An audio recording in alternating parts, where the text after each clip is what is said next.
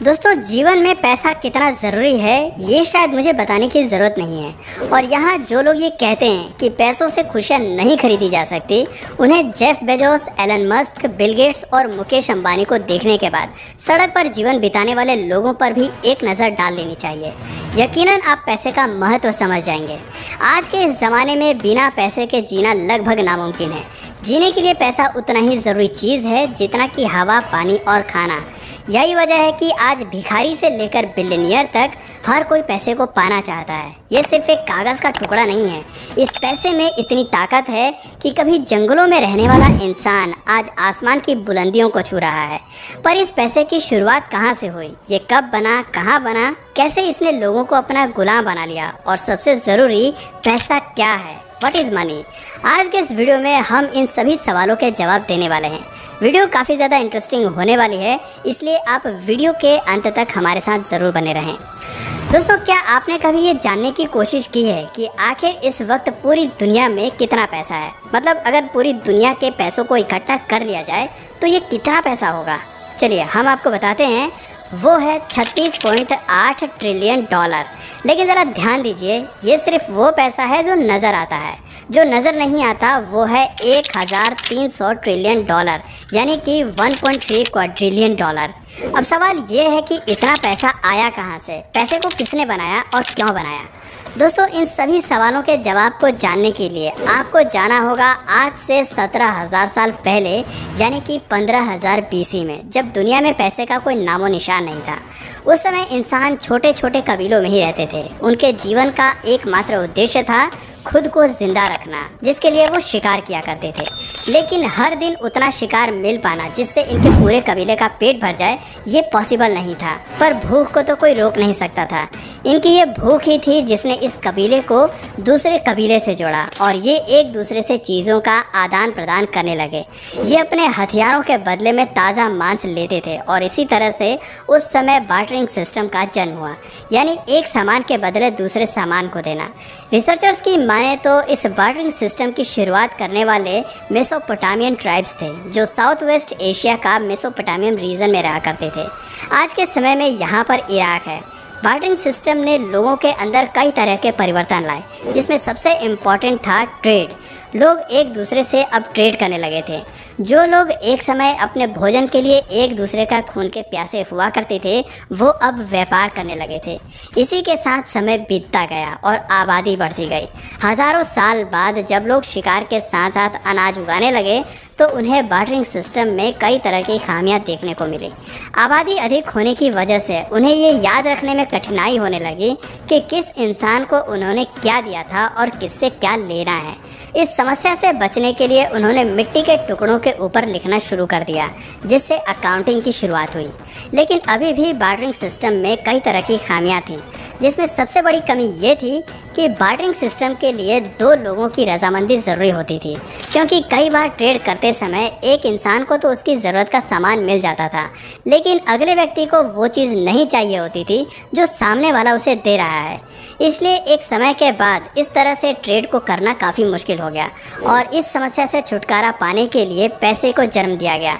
लेकिन ये वो पैसा नहीं था जो आज आप और मैं इस्तेमाल करते हैं। ये थी कमोडिटी मनी, यानी उस समय के इंसानों ने हर उस चीज़ को पैसे की तरह इस्तेमाल किया जो मूल्यवान थी, जो हर किसी के इस्तेमाल में आ सकती थी, जैसे पालतू जानवर जिसमें गाय, भैंस, बकरी, गधा शामिल थे। इसके अलावा हथियार जैसे चाकू, कुल्हाड़ी, तीर, तलवार आदि। साथ ही जानवरों की खाल, नमक, मोर के पंख, अल्कोहल, सबसे अंत में इंसानों को भी दासों के रूप में कमोडिटी मनी में शामिल कर लिया गया। कमोडिटी मनी ने ट्रेड को आसान तो कर दिया, लेकिन इसकी भी एक कमी थी। इसमें हर व्यक्ति अपनी चीज़ को सामने वाले की चीज़ से अधिक मूल्यवान बताने लगा, जिससे एक बार फिर से ट्रेड करना मुश्किल हो गया। इसलिए अब एक ऐसी चीज़ की ज़रूरत थी जो सभी कमोडिटी मनी के चीज़ों की कीमत तय कर सके, और लोगों की इसी ज़रूरत ने मेटालिक मनी की शुरुआत की। आज से 2600 साल पहले 600 BC में एंशिएंट ग्रीस में मेटालिक मनी की शुरुआत हुई। वहाँ सोने और चांदी को मिक्स करके कॉइन्स बनाए गए। इन कॉइन्स के ऊपर शेर या बैल के चित्र अंकित होते थे। दोस्तों इस पर ध्यान दीजिएगा, यह है दुनिया का सबसे पहला सिक्का, द लाइडियन स्टार्टर। इस सिक्के के बारे में कहा जाता है कि ये प्राचीन ग्रीक सिक्के से पहले के हैं। आपकी नॉलेज के लिए बता दें कि दुनिया में सिक्के बनाने की शुरुआत सबसे पहले चीन में 1000 BC में हुई थी। चीन के लोग उस समय पीतल और तांबे के सिक्के बनाते थे, लेकिन दुख की बात ये थी कि इन सिक्कों का लाइडेन स्टार्टर की तरह प्रसिद्धि नहीं मिली। लाइडेन स्टार्टर के बाद ही दुनिया में सिक्कों की भरमार आई। हर एक राजा, हर एक शासक ने अपने नाम के सिक्के निकाले, जिससे दुनिया का हर एक शख्स सिक्कों का इस्तेमाल करने लगा। इन सिक्कों ने ट्रेड में क्रांति ला दी। वैसे देखा जाए तो मेटल मनी भी कमोडिटी मनी का ही हिस्सा थी। फिर समय आया 500 BC का, जब ओवरसीज ट्रेडिंग अपने पीक पर थी। उस समय व्यापार इन्हीं सिक्कों के जरिए होता था, लेकिन इन सिक्कों की सबसे बड़ी कमी इनका वजन थी। वजन अधिक होने के साथ साथ ये समुद्री जहाज़ में बहुत अधिक जगह लेते थे। इन्हें ट्रांसपोर्ट करने में भी बहुत अधिक समय लगता था, जिस वजह से इनके चोरी होने का भी खतरा बढ़ गया था। इन्हें गिनने में भी काफ़ी कठिनाइयाँ आती थी। इसीलिए अब सिक्कों की जगह पर एक ऐसी चीज़ की ज़रूरत महसूस हुई जो वज़न में हल्की हो और जो आसानी से स्टोर और काउंट किया जा सके। वैसे ये कहावत तो आपने सुनी ही होगी, necessity is the mother of invention, यानी आवश्यकता ही आविष्कार की जननी है। और यही पेपर मनी के साथ भी हुआ। लोगों की ज़रूरतों ने पेपर मनी को जन्म दिया। साल 1289 में मंगोल चाइना का शासक, जो कि चंगेज़ खान का पोते थे, कुबला खान ने बार्क ट्री की छाल से सबसे पहले पेपर मनी को बनाया। इस पेपर मनी को उस समय IOU यानी कि IOU कहा गया, जिसका मतलब था कि मैं तुम्हारा कर्जदार हूँ। यानी जब तुम इस पेपर मनी को वापस करोगे तब तुम्हारे बेशकीमती हीरे जवाहरात तुम्हें वापस मिल जाएंगे। लेकिन लोगों ने इस कागज़ को बदलने की जगह उसी से ट्रेड करना शुरू कर दिया और समय के साथ साथ ये पेपर मनी चाइना के बाहर फैल गया। अब लोगों में ज़्यादा से ज़्यादा IOU यानी कि पेपर मनी को पाने की होड़ लग गई। इसी समय बैंक भी अस्तित्व में आए, जो लोगों से उनके सोने चांदी हीरे लेकर उन्हें पेपर मनी देने लगे, क्योंकि पेपर मनी एक ऐसी चीज़ थी जिसे वो जितना चाहें उतना छाप सकते थे। और लोग भी इसे लेने लगे, क्योंकि सोने चांदी के चोरी होने का डर लगा रहता था। कुछ समय बाद ये मिनी बैंक लोगों को IOUs उधार देने लगे, जिससे पूरी दुनिया में पेपर मनी की बारिश होने लगी। पेपर मनी की अधिकता ने इन्फ्लेशन को जन्म दिया, यानी कि महंगाई आ गई।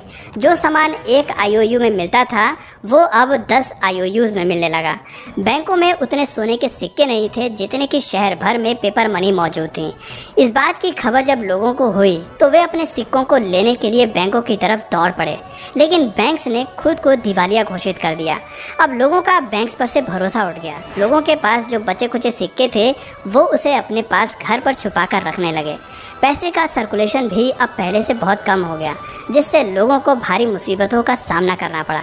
फिर समय आया 1816 का, जब ब्रिटेन ने एक नए लॉ के तहत ये अनाउंसमेंट किया कि अब उनके पास जितना गोल्ड होगा वे उतने ही पेपर मनी प्रिंट करेंगे, जिससे महंगाई नहीं बढ़ेगी और कर्ज भी एक लिमिट में ही दी जाएगी।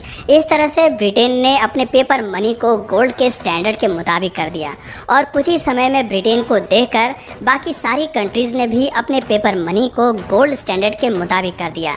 जिसके बाद साल 1900 में यूनाइटेड स्टेट्स ने भी गोल्ड स्टैंडर्ड को अपना लिया, लेकिन उन्हें नहीं पता था कि इसके आगे जो होने वाला था वो काफ़ी भयानक है।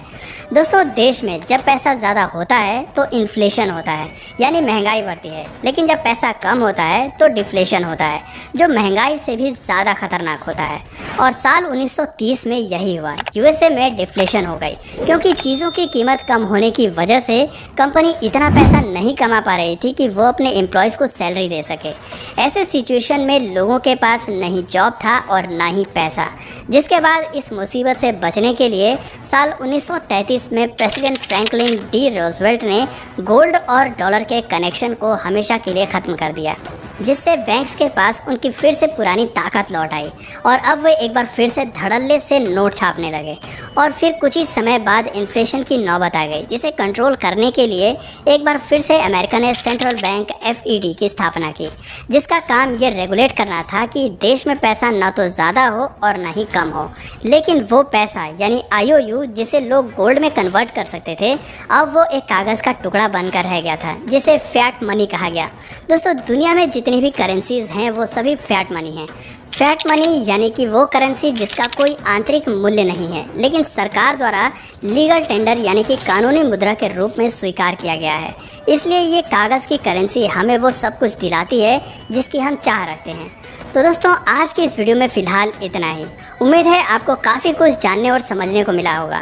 दोस्तों, अगर इस तरह के और भी टॉपिक्स आपको हिस्ट्री पे चाहिए तो नीचे कमेंट सेक्शन में पार्ट 2 ज़रूर लिखिए। और अगर इस वीडियो से आपको कुछ नया जानने या सीखने को मिला या फिर इंटरेस्टिंग लगा तो प्लीज़ इस वीडियो को एक लाइक करके अपने फ्रेंड्स और फैमिली में से ज़रूर शेयर करें। और यदि आप इस चैनल पर नए हैं तो प्लीज़ इस चैनल को सब्सक्राइब करके बेल नोटिफिकेशन आइकन को ऑन कर लीजिए ताकि हमारे आने वाले वीडियोज़ आप मिस ना करें। मिलते हैं फिर किसी वीडियो में नए टॉपिक के साथ। तब तक के लिए नमस्कार।